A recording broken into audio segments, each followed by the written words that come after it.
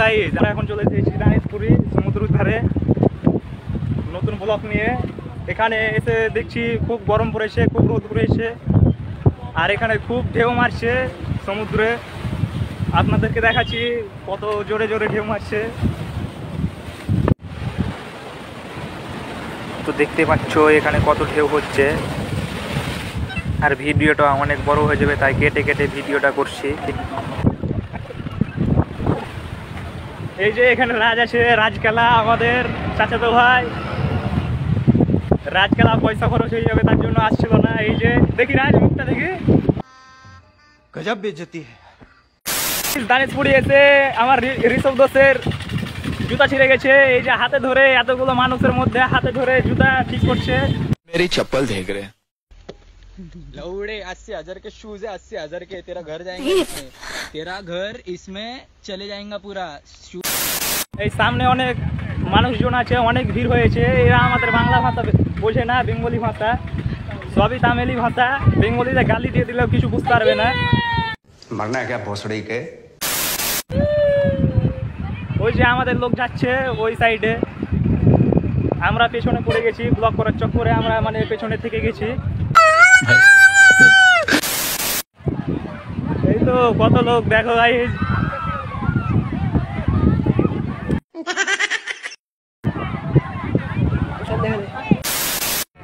এই যে ঋষভকে দেখো, নতুন মোবাইল কিনে খুব সেলফি তুলছে। সবাই সেলফি তুলতে ব্যস্ত, আমি কি করবো? একা মানুষ, আমাকে কেউ সেলফি তুলে দিচ্ছে না, ছবি তুলে দিচ্ছে না। স্যার ও যা বলছে সব মিথ্যা কথা। এই যে স্কুল থেকে অনেক সব ঘুরতে এসেছে।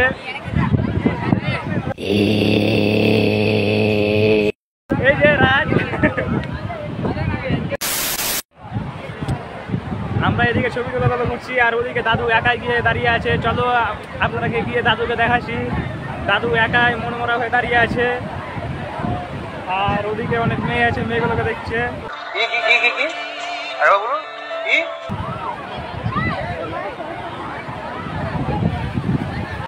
আসসালামু আলাইকুম বড় ভাই। এই যে আমাদের দাদু একা এখানে এসে দাঁড়িয়ে আছে। ঠিক বলেছো। তো স্কুল কলেজ থেকে অনেক মেয়ে ঘুরতে এসেছে। বেশি আলবাল বকলে না কানের গোড়া একটা থাবড়া মারবো। ঋষভ ক্যামেরা করতে গিয়ে মোবাইলে ক্যামেরা খুঁজে পাচ্ছে না। এই তো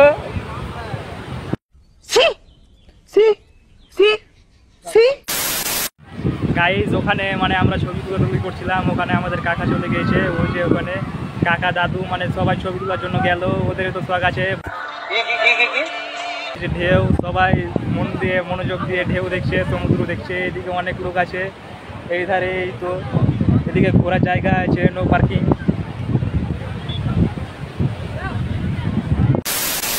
আমরা সমুদ্রের ধারে অনেকক্ষণ ঘুরলাম। এবার কারণ আমরা মানে কিছু নাস্তা করতে যাব, খুব ভোক লেগেছে, খিদে পেয়েছে, আমরা খেতে যাব। এদিকে ঋষভেরা আছে, ওরা চলে এসেছে আগেই।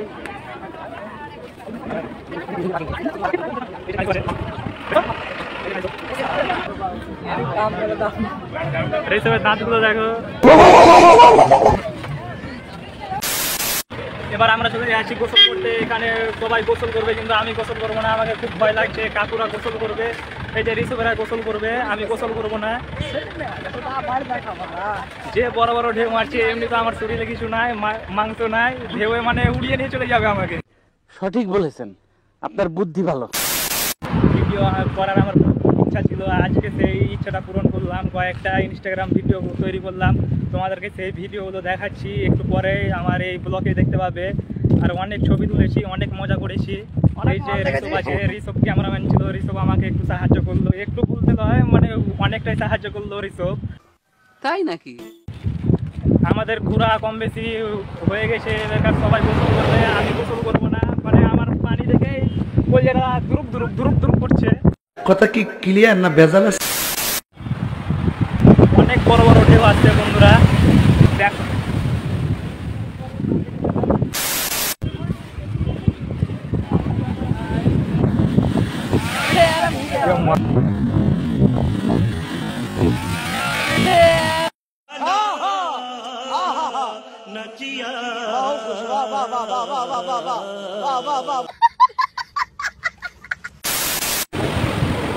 দেখো গাইস কত বড় বড় ঢেউ। আমার মনে মনে একটু কষ্টও হয়েছে যে আমি ওদের সাথে গোসল করতে পারছি না, আর মনে মনে ভয়ও লাগছে যে ওদের সাথে গোসল করতে যে বড় বড় ঢেউ মারছে আমাকে টেনে নিয়ে চলে যাবে। ঠিক বলেছো।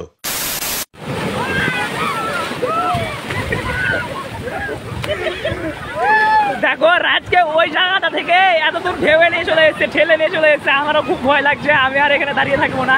দেখো কত বড়টা ঢেউ আসছে, এক মানুষ উঁচু উঁচু ঢেউ আসছে,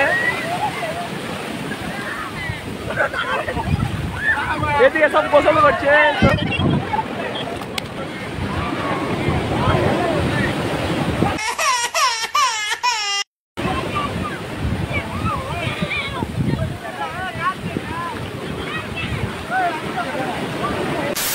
আমি নদী থেকে প্রায় 30-40 ফুট দূরে আছি, তবুও আমার কাছে ঢেউয়ের স্রোতটা চলে আসছে 30-40 ফুট দূরে, ওরা ওখানে গোসল করছে। দেখো কত বড় বড় ঢেউ মারছে। ভিডিও করতে গিয়ে আমি ওখানে গিয়েছিলাম, ওখানে গিয়ে মানে এত জোরে ঢেউ এসেছে আমার জুতো ভিজে গিয়েছে। বলেন কি?